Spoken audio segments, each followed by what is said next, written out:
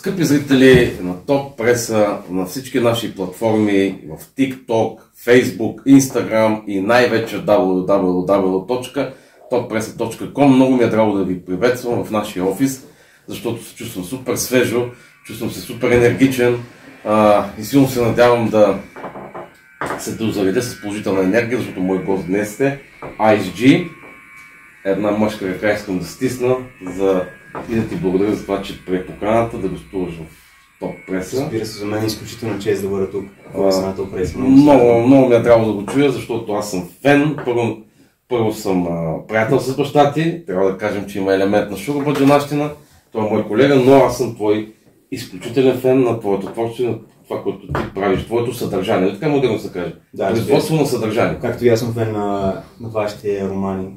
Ама не дей може да се стане вие, защото просто аз искам да се чувствам млад, искам да се чувствам супер яко, супер свеж. Даже съм се подготвил малко стилистично, за да мога да влезем в нашия разговор. А той ще бъде според мен супер интересен и за мен, и за нашите зрители на Топ Преса, защото те също са супер яки хора. Убеден съм в това нещо. IceG е най-младия рапър в България. Това вече е запазената марка. Как върви кариерата ти в момента? Ами за сега работя върху много проекти и е малко трудно да съчетаеш проектите с училище, с всичко, което става в момента. Обаче мисля, че се справям до някъде. То се вижда на това, което виждаме в платформите, в YouTube, в Spotify, ти си постоянно и доста динамичен, доста креативен, бих казал. И най-вече подочухме, че подготвяш някои изключително, даже бих казал, иновации за младия шоу-бизнес, за хип-хопа като цяло в България. Защото, освен микрофона, си решил да хванеш и перото. Да, те са мой колега. Да, те са горе-долу съчетания, аз мисля за мен.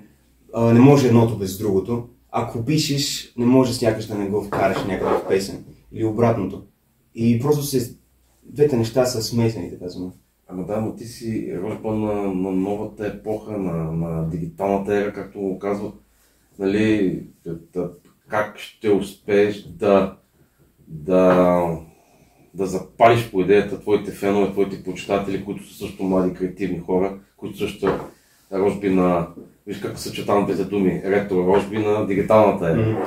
Аз мисля, че всички хора имат восък в себе си. И мисля, че аз съм готов и нося този пламък да запали този восък, ако може така да се каже. Тоест не е важен носителя, важно е съдържанието, ако те разбирам правилно. Може и така да се каже, да. Но мисля, че и двете са важни също. Има лойка, много се радвам да го чуя, но разкажи малко повече за това, защото наистина нека да кажем на нашите зрители, това е и новината, една от новините. IceG, най-младият рапър в България, най-креативният и според мен момчето, което възражда и съчетава, това го казвам като фенната в този тип музика, който съчетава и възражда и развива истинския хип-хоп. Нали така? Ти помниш между другото за комерса в този жанр, защото в момента има голяма война хип-хоп или комерс. Тези впливания с чалга или прекаленото комерциалност на тази музика. Защо избра да вървиш по чистия път, по този, който е начертан от създателите, ако ще на този стил музика? Главно проблем, разбира се, с българския рап в момента, този стил хип-хоп, поп-фолк, просто не ми харесва. Аз мисля, че рапът като цяло, не само че черна музика, но главно също така американска. И няма смисъл на това вливане с българското. Разбира се, аз съм българ, че обичам нашите плани зелени, обаче малко е странно да чуеш тези трап барабани с малко гайда. Не мисля, че съчетанието работи. Ориента, защото пък чалгата има и много такива по-7-8 елементи. Това пък направо ми звучи много абсурдно. Нали?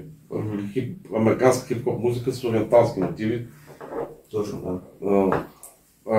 Чисто като фен те приветствам, но да се върнем към основната тема. IceG подготвя книга, бих казал, нали? Като това си е книга, един продукт, който ще съчетава част от твоето музикално творчество, вид на текстове, плюс чиста, неопетнена поезия. Аз да го представя и ти, или вие, или... Задължително ти трябва да го представиш, просто аз нахвърлям това, което съм подочул, а от твоята задача да дадеш малко повече информация за нашите зрители и читатели. Проекта се казва Апострофа, не само, че е книга, както Вие как ти казахте. Да, аз казах, да. На ти. Апострофи е една идея, която не искам тук да дам, нали, да разкрия цялата мистерия, така че вие сами трябва да чуете и да прочетете, обаче да. Апострофи е и стихосбирка, и албум, и стихосбирката всъщност има текстовете на албума, така че докато си слушаш албум, може да си четеш и текста. Да, звучи много интересно, много млад и креативен човек, впечатлен съм, респектиран съм, но каза и албум. Тоест, значи изненадите няма да бъдат само до реализирането и показването и издаването на стихосбирка. Разбира се. Но това ще е първият албум, това е дебют. Да. Това е супер, това е втората новина. Колко парчета ще има, какво да очакваме вътре, малко да дикнеш така, за да може да все пак да бъде интересно за нашите зрители. Апострофи са 16 песни. Главно има този стар бум-бап звук, обаче има някои песни, които са по-емоционални, по-мелодични също, така че не е само този стил гама фристайл. Има някои неща, които наистина са много близо до мен, до душата ми, обаче все пак има този забавен елемент на рапа, който мисля, че всички търсим. Един коктейл от емоции, облечен в хип-хоп. Да. Тоест ще има ще има малко драма, ще има шоу, ще има фън. Да, точно. Точно, супер. Кога да очакваме това нещо? Защото аз държа да бъда първият клиент. Първият човек, който ще искам да си купя с автограф. Тоест и стихосбирката и албума носят едно и също име. Да, апострофи. Бонусът в стихосбирката ще бъдат и допълнителна поезия, която не е част от текстовете в албума. Много държа да го кажем. Точно, да. Обаче и стихосбирката, нали, самата поезия и песните главно имат една тема и стихосбирката ще излезе преди лятото, а пък албума ще излезе до краят на есента и до тогава ще пускам различни сингли, за да може да... Нещо като трейлър. Да се забави хайпа, точно. Да. Супер, звучи прекрасно. Но цялата тази машина, за която ти говориш, цялата тази продуктивност, цялата фабрика на писане, издаване, много добре знам, че това си е много труд, много енергия се изисква. Едва ли само справяш? Аз допускам кой е част от екипа ти, но наистина да скажеш авторите на музика, всички текстове са изцяло твои или има ли нещо... Кои са хората, които правите това нещо, този продукт, тези продукти? Да, нека първо започна с текста, защото за мен е най-важното. Да. Текста не е главно написан от мен, написан е от всичко, което се случва в моя живот, всички хора в моя живот. Те са мастилото на химикала, ако мога така да се изразя. Обаче да, всяка дума е написана от мен. Мислите, които пораждат римите, не са от мен. Сякаш, не знам, сложно е. Нека просто. Вземете си албума и си го сбирате и вие сами ще разберете. Музиката е правена, повечето неща са правени от мен. Имам битове направени от приятели, главно американци. Тук мога да поздравя Spacey, Jetro, те наистина ми помогнаха с 3-4 бита. Вау! Ама аз се опитах да насоча посоката факт, че ти си, пак ще съчетаеме ретро дума с нещо ново, но ти си потомствен наследник. Баща ти също е част от този свят, от хип-хоп света. Не вярвам той да не е дал поне няколко насоки или изобщо си игнорирал неговото участие в тия твои продукти. Напълно го игнорирам този човек. Сигурно главно ми помогна с първия сингъл от албума, който изляза чак миналата година, април, земетресение. То наистина сякаш ми подреди текста и ми показа кое да махна, кое да вкарам, как да кажа.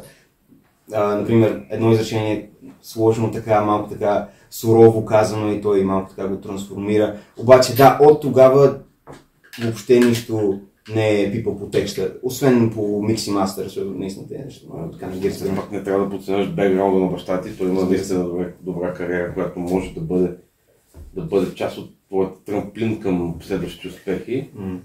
Нормално, аз съм пристрастен и сме приятели, така че нормално да го кажа, да го вкарам в този разговор, но респекта за факта, че се опитваш да правиш всичко сам и че, както виждам, си успял да направиш по един или по друг начин, нека се окажем международен екип, който по начин, независимо, че на ниво ентусиазъм и приятелство, все пак ти влагаш нещо, което е супер невиждано в момента в България, би го казал като наблюдател, понеже попадат ми такива много парчета.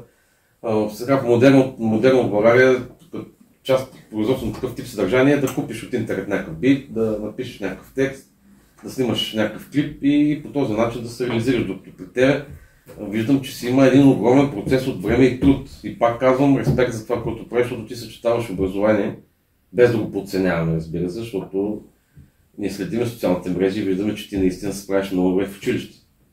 Така че респект за това, което правиш. Но много ми се иска да те питам, все пак си така много интересна възраст. Като казахме коктейл от емоции, къде са вече този тип емоции, които ние олдскула наричаме просто любов? Къде е мястото на любовта? Все пак става просто за поезия, за музика, било той тях и хора. Какво е любовта? Често се пита. Ами, любовта наистина много помага в писането на текстове, дали с добро чувство, с лошо чувство, наистина просто любовта сама по себе си е коктейл от емоции. Да, има ли някоя, която дава допълнително вдъхновение за част от твоето творчество? Някоя любов? Да, имам гадже от 8 месеца. Вау, трета новина! Това беше идеята вече, това беше да изкопчим нещо интересно и пикантно. Супер! Как реагира тя между другото на това, че гаджето е най-младия рапър в България и сега прави супер яка музика? Ами, беше много интересно, защото аз изпях за нея всъщност песен пред цялото училище. Аз бях готин, а сладка беше тя, с сини очи и дълга къдрава коса. Виждах я в училище всеки ден, заради нея часовете бяха забавни за мен. Говорехме си, казахме глупости и смешки, учителя се караше и си пращахме бележки. Усещах чувство, което не мога да опиша, но просто нямах търпение на училище да отида. Мислех, че ме тества с нейната усмивка, но и без това чувствата се усилват, като я видя. Само нея гледам. Дори и моите хора знаят, че я харесвам. Няма смисъл да крия, затова и признах, въпреки че бях целия страх, нещо в нея видях, но си пада мечтата. Тя си смее, каза харесвам те, като приятел. Какво е любовта? Често се питам, съществува ли тя и дали ще я изпитам? Какво е любовта? Често се питам, съществува ли тя и дали ще я изпитам? Това беше доста забавно. И всъщност, колкото аз следвах, много се питаха дали песента е за нея. Обаче да, беше забавно това да се направи. Опитах се това да го повторя още няколко пъти, в смисъл да изпея песен в училището. Малко не се получиха нещата, поздрави на ЕХГ. Това може да го кажа, не знам. Това следващия въпрос, как приемат, ако ще мога да го съчетаем, защото как приемат твоите съученици, приятели, твоя свят, как приемат твоята кариера, защото ти наистина градиш кариерата. Това е очевадващо. В този ред на мисли, как реагира твоя свят, твоите приятели, твоето окръжение, твоя клас? Ами да, помагат ми, подкрепят ме с това, което правя. И също така и те ми помагат така да... Отново ще използвам тази метафора, да запалят воската в мен, за да мога да пиша. Дават ми идеи наистина. Също, да. Подкрепят ме, ръкопляскат, викат като пея. А най-запомнящата си реакция от фен, защото виждам, че в Spotify имаш супер много реакции, супер много гледания. Да, мисля, че това много отдавна се случи, така че не знам дали мога да го разкажа правилно. Онази песен, която спях пред цялото училище, просто преди да се случи това, дадох слушалките на един приятел. Той се разплака пред мен. И в момента трепер, не знам, беше много... Това бих потребил думата властта на Творец. Това, когато усетиш как ти влияеш над това, да бъде наистина по-загоро, да бъде респектирано, аз самия съм го живял. И знам за какво говори, силно се надявам нашите зрители да усетите емоцията. защото тя наистина е силна, там когато ти наистина бръкнеш душата или както каза ти, супер яка метафора, между другото ще се откраднат без никакъв. Няма да има много, около 10, 20, 30 хиляди свидетели, но ще се откраднат, защото наистина много силни метафори, респект за начинът ти за изказа ти. Има от какво да научим от тебе. Но все пак искам да те върна малко и към семейната среда. Пак ще коментираме бекграунда на баща ти, Методи Байрактарски, нека да кажем неговото име. Ти имаш и по-малък брат. Също смятам, че в него също гори огъня на хип-хопа. Възможно ли от фамилия Байрактарски да се появи и още по-младият рапър в България? Да, аз много се надяваме така, може би след, ще кажа 10 години, но това е твърде, да кажем след 5 години брат ми да работи върху негова музика. Много се надявам, да. Той участва и в твой клип, между другото, нали така? Да. В ежедневие участваше, това нали така? Или бъркам? Не в земетресение. Земетресение, извинявай, аз просто... Да. Но представяш си, примерно, братя, сега ще звучи малко леко саркастично, но нали, като братя Аргирови, в смисъл някакви такива тандеми, двама братя хип-хоп. Представяш си да пожелаваш ли си да речем ти някой ден с братя да имат общо парче и да стане мерия? Да, разбира се, много искам да бъда по-добър от мене. Не че наричам себе си добър, къде добър съм, обидно се да съм скромен, ама не знам къде. Не трябва да бъде скромен, когато има бекграунд, ти вече го имаш. Така че не трябва да бъде скромен, а просто да представяш това, което цялата тази реалност. Всички могат да посетят с платформите за музика, да видят твоите песни и да сами да преценят, че ти си един млад и успял човек в България. И радвам се много наистина. Благодаря ти за тази. Аз винаги обичам да правя интервюта, в които има емоции. Нали, да не бъдат само слухи, да споделяме факти, да произвеждаме новини, а да има емоции. Това, което каза за брат ти, за твой съученик, наистина е много, много затрогващо. Благодаря ти за това, че го споделяш. Но все пак, това е музикален бизнес. Думата бизнес е чуждица, но знаем, че става въпрос за начин на живот, т.е. за правене на пари. Как виждаш кариерата си като в бъдещ план? Виждаш ли го наистина като доста добре развит бизнес? Имаш ли идеи в посока бизнес? Какво имам предвид, да речеме, като твоето име вече работи, да си правиш свои мърчета, да правиш свои книги, нещо подобно, твой YouTube канал, подкасти, не знам, някакви такива съвременни неща, които носят доходност от разработеното име. Мислиш да се издържиш като рапър в България? Не знам малко. Разбира се, аз главно си го правя за мен, защото мисля, че забавно е и по някакъв начин е терапия. Обаче, възможно е, наистина, не знам, не го гледам от тази гледна точка. Трябва, G, защото аз съм, нали вече тук, без лично самочувствие, аз също моята мечта беше да пиша книги и дори съм си казвал, мечтая се да имам една аудитория читатели около 5-600 човека в България, които да четат моите книги. За щастие успях да направя много повече от тази мечта, която аз имах, така че искам тук да те мотивирам и тук да ти дам криле, за да знаеш, че наистина е напълно възможно хобито да стане твоя професия. Така че не спирай да го мислиш това нещо, защото тогава, ако ти постигнеш това, да работиш това, което обичаш, ти няма да имаш нито един работен ден, нито един в живота. Така че искам да ти го пожелавам и това трябва, защото днес на младите хора липсват цели, на теб видимо не, но наистина си го сложи това като цел, защото някой ден ще ме благославиш, бих казал аз, защото за мен също по същия начин са ми го предали като информация.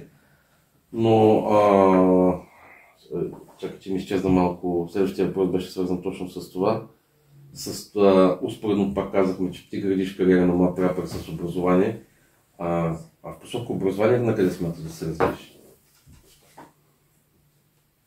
Стоп, нямам идея. Нямаш идея. Не съм там си върху сала и той плува просто по течението. Може така да се каже, колкото ми искам да бъде така, просто така е. Няма нищо лошо в това, защото ти не си се фокусирал, а чакаш нещо от теб да избие. Ти имаш цялото време в момента на света, ти си на колко години? Ти 17 други месеца. Престъпно убийствено млад. Това е възраст, трябва да се споменава повече пред мен, защото ние 40 и какво да кажем. Ти си престъпно млад, пред тебе първо семето ще покаже какъв плод може да произведе, така че абсолютно се освободи и там, както казват азиатските мислители, ам и въобще прави това, което ти извира от душата. И съм сигурен, че между другото наистина ти го казвам, то се получава нещо между малко като подкаст, ама няма как ти ме вдъхновяваш, че човек по повечето случаи наистина трябва да се доверява на инстинкта си. Хищникът оцелява в джунглата благодарение на инстинкта си, не на разума. Така че нещо, което ти извира душата, нещо, което ти извира от сърцето, просто трябва да бъде моделирано и да бъде извадено. А в твоя случай, когато сърцето ти пее, просто трябва да усилиш звука. Така че ти пожелавам от все сърце много успехи и да ти задам един от последните ми въпроси, какво забравя да те питам. Има ли Това е много добър въпрос, между другото. Да. Ами не знам, освен ако нещо за проекта, обаче аз мисля, че това по-добре да го пазим като мистерия, като изненада. Ами аз мисля, че много добре маркетингово, ти имаш страхотна, пак казвам, дано да правиш по инстинкт, защото наистина това показва, че имаш талант. Много добре разработена маркетингова стратегия. Загатваме, леко надигаме завесата, но не показваме сцената. Първо, второ, трейлерите, които ще пускаш регулярно във вид на сингли, които ще захранват публиката за големият финал. И третото, страхотният продукт, който няма да бъде единствен. Тоест аз като си купя твоя албум, защото съм фен на музиката ти, успоредно ще си получа и книга, която да речем ще запознае с творчеството ти, което респект за това, което. Днес го кажа, ще има думата респект, моля да бъда годен. Така че много се радвам и наистина обещаваш, искам да поемеш ангажимент, че в момента, в който албума придобие материално изражение, то трябва да бъде презентиран тук пак в офиса на Топ Прес. Разбира се. Освен да ти пожелая наистина много успехи, да си пожелая да отразяваме ние постоянно твоите успехи и да ти пожелая здраве и сили и да не спираш да гориш. Тази как беше восъкът? Да запаля восъка. Да. Ево, благодаря ти много за това интерес. Жив и здрав. Да го направим както трябва. Да го направим както трябва. 50 години рап, 50 години рап. Правя романи в стихове, не песни, дяволска разлика. Връщам стари стилове вечни, право от Африка. Слушам рап, музика преди да бъда на 5. Тогава баща ми написа първия ми куплет. Да спреш музиката късмет, хоми сила кът Кеноби. Концерти и купони, всички 4 сезони. Нека да ме питат пак ти, това са факти. Нека разберете идиоти, аз съм пак 3. Защото хип-хопът ми е много по-добър от твоя за почти всички рапъри от тука. Аз говоря, звучите еднакво непрестанно, как да не се моря. Умрял с врагдоза, не помня кой е, как да се трогна. Фак тея глупости, влизам в рап играта. С двата ми крака става касапница горе главата. Всички на земята празнувайте, но не за 50. Месията е тук, ето ти съвет. Стой далеч, когато съм на дръм брейк. Знаеш Earthquake преди този микстейп. Аз съм между Джо и Ел, преди да бъда модел за подражание бях само модел. Щото съм симпатичен, но не съм син. Пиша любовни песни, но и 50 написа пин. Стоя далече от всякаква глупава драма. Нямам време, удрам ги с токсична гама. Давам им травма, нося напрежение. Рап месия, всички бие и то за забавление. Квото и да стане, това е Божи план. Бита като Вутан Клан, надявам се да си с колан. Потегляме по-близо до моето завръщане. Цитирай ме в апострофи, няма да бързаме. Не разбираш, само чакай, хоми. И ще видиш Георги, ще станеш ибана легенда като Броли. Ще стана новия цар на тази рап нация. Удрям копелета с гама радиация. Най-малкото от моите наказания. Моите стихове за тях са скрити послания. В детски труд ми мина цялото лято. Само на 16 няма да работя и аз на празно. Тренирам моето его да търси злато. Много време андерграунда отдавна зряло. Гама!